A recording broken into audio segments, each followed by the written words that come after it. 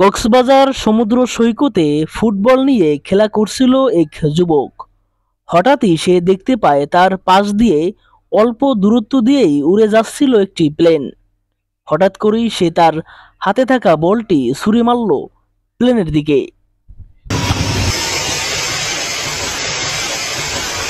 ভাগ্যবশত প্লেনটি রানিংয়ে থাকার কারণে অল্পের জন্য আঘাত হানতে পারেনি প্লেনের উপর। এরকম একটি ভিডিও সামাজিক যোগাযোগ মাধ্যমে ভাইরাল হয়েছে। ভিডিওটির কমেন্ট বক্সে ছেলেটিকে গ্রেপ্তারের জন্য অনুরোধ জানান সাধারণ মানুষ।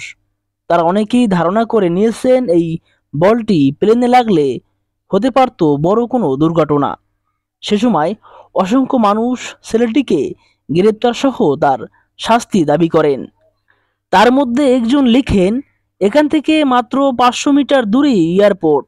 সেই হিসেবে বিমানটি 3 ডিগ্রি অ্যাঙ্গেলে নামলে বিমানের তখন উচ্চতা 86 ফিট।